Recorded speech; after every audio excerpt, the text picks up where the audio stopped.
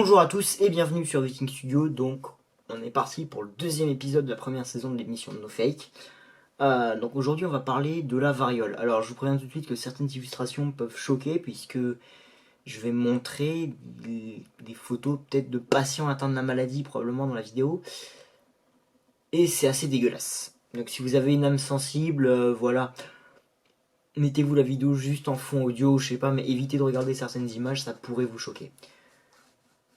Donc la variole, qui est aussi appelée petite vérole, la maladie dont on va parler aujourd'hui, donc c'est une maladie virale, donc c'est un virus qui transmet la variole. C'est un virus qui a un stock 100% humain dans le cadre de la variole que l'on retrouve majoritairement chez l'homme, et surtout qui cause les formes les plus graves. Ça ressemble un petit peu à une forme grave de varicelle avec une seule poussée et des pustules bien dégueu sur l'intégralité du corps, ou un peu moins parfois, mais globalement beaucoup de pustules. Ça a une mortalité qui est au moins entre 20 et 30%. Ça peut dépasser les 30% dans certains cas. Donc c'est vraiment très très élevé. Et puis si tu meurs pas, tu douilles sévère quand même. Donc il y a entre 7 et 17 jours d'incubation quand tu chopes la variole. Alors rassurez-vous, aujourd'hui c'est une maladie qui est éradiquée, donc les risques que vous l'attrapiez sont très faibles. Donc globalement, dans un premier temps, il va y avoir de la fièvre, des douleurs genre migraine, mal au dos, mal aux jambes, mal aux bras, et des nausées et vomissements, mais pas trop d'autres symptômes caractéristiques, donc c'est pas trop repérable. Ensuite, au bout de quelques jours, il va y avoir l'apparition des boutons, donc des pustules, éruption généralisée, et là, généralement, on sait que vous avez la variole. 8 jours minimum avant que les pustules commencent à sécher. Donc c'est à dire que pendant 8 jours tu douilles bien, oui la fièvre a baissé un petit peu, mais tu as des pustules, tu peux avoir des plaques rouges, des complications assez graves à ce moment-là. Voilà, c'est dans cette phase-là que tu douilles, parce que si tu commences à avoir des troubles cardiaques, même si t'en meurs pas, tu douilles sévère.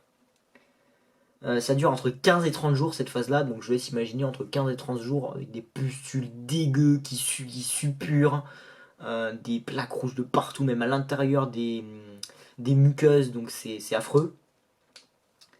Et puis surtout, ça va laisser de nombreuses séquelles, c'est-à-dire que les pustules, ça a des cicatrices, il peut y avoir des cicatrices à d'autres endroits liées à d'autres complications parfois.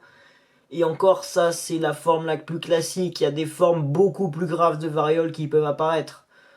Et qui vont beaucoup plus vite pour tuer la personne. Et là, bon, je vais pas en parler ici, mais la forme dont je parle là déjà, elle a déjà une mortalité d'au moins 20%. Mais heureusement, rapidement, il y en a qui se sont rendus compte que la variole, déjà si on isole les malades, ils la transmettent pas. Donc la quarantaine a une efficacité, comme dans le cas de la peste. Sauf que là, la variole ne peut se transmettre que d'homme à homme. Enfin, d'humain à humain plutôt. Et donc là, il y en a qui vont avoir une première idée en remarquant que les gens qui ont eu la variole ne la rattrapent pas. Bon, ils ont douillé vénère, mais au moins ils la rattrapent plus. Pendant quelques temps. C'est pas forcément définitif. Donc il y en a qui vont avoir quelques idées. Donc la première forme de prévention qu'on va voir pour essayer de développer une immunité, c'est la variolisation. La variolisation part d'une bonne idée, mais c'est franchement pas bon. Alors il y a plusieurs types de variolation, où vous mettez une personne dans un milieu où il y a des varioleux, en espérant qu'il ne chope pas la maladie trop vénère, mais il y a quand même un risque de mort. Vous allez dans un endroit où il y a une épidémie, ou en injectant du pus de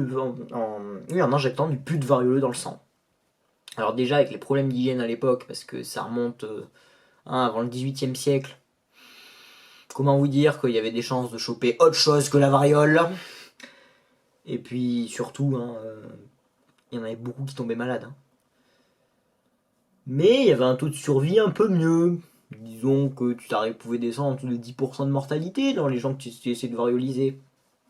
Parce qu'on y mettait quand même des gens qui avaient une certaine résistance immunitaire. Enfin, du moins ce qu'on pensait à l'époque. Puis à la fin du XVIIIe siècle, il y en a qui vont remarquer une chose, entre autres un certain docteur Edward Jenner, même si au total ils sont 6 à avoir fait l'expérience à peu près en même temps. Mais c'est Jenner qu'on a retenu, puisque c'est lui qui a publié le plus d'articles à ce sujet. En fait, Jenner, il va avoir une idée. Il s'est rendu compte, parce que c'est un docteur de campagne, que les vaches qui ont la vaccine, donc la vaccine, c'est généralement des pus sur les pieds des vaches. Et ça ressemble un peu à la variole. Car la vaccine la transmettent aux personnes qui travaillent avec elle. Donc aux fermiers, aux laitières, etc., etc. Et il s'est rendu compte que ces personnes-là, quand ils ont eu la vaccine, donc avec des symptômes très très très très très très très très très très très légers de variole, ben après elle chope très rarement la variole, et puis si jamais elle la chope, c'est pas grave. Donc là, il va avoir une idée. Il va prendre du pus de vaccine, donc sur une personne qui a la vaccine, donc qui vient de la choper avec une vache. Dans un endroit, il n'y a pas d'épidémie de variole, il fait quand même un peu gaffe, je pense. Et il prend un gamin. Et en fait, il va injecter le pus de vaccine au gamin. Et donc, suite à l'injection du pus de vaccine, le gamin, il va avoir quelques symptômes de vaccine, justement, mais très légers. Et puis, quelques semaines après, il va beaucoup mieux. Et donc là, Jenner va tenter la partie hardcore de l'expérience, qu'on peut considérer comme assez limite d'ailleurs, qui va être tout simplement d'injecter directement la variole au gamin. Donc il va prendre la variole, donc il va essayer de prendre sur quelqu'un qui est franchement pas bien, et il va l'injecter au gamin. Et là, le gamin ne va avoir pratiquement aucun symptôme de la variole. Jenner en conclut qu'il est protégé, et comme d'autres expériences vont être menées par la suite, cette méthode va devenir la méthode de vaccination contre la variole. D'ailleurs, c'est de là que vient le mot vaccin, ça vient de la vaccine. Suite à ça, donc, il va y avoir des recherches pour faire en sorte que ce vaccin soit stockable, transportable, etc. Donc à la fin du 19e siècle, on a trouvé des solutions afin de pouvoir stocker ce vaccin et le déplacer sans avoir besoin d'une vache à proximité ou d'une personne ayant la vaccine. Jusqu'à arriver dans les années 50 où là, l'OMS, en concertation avec les États membres, va décider de lancer une vaccination systématique de la variole, puisqu'on sait que la maladie est à réservoir 100% humain, et donc si on vaccine tout le monde contre la variole, on peut éradiquer la variole. Ce qui fait que dans les années 80, l'OMS va déclarer la variole éradiquée. Mais vraiment. Genre les derniers cas de variole recensés, c'est fin des années 70.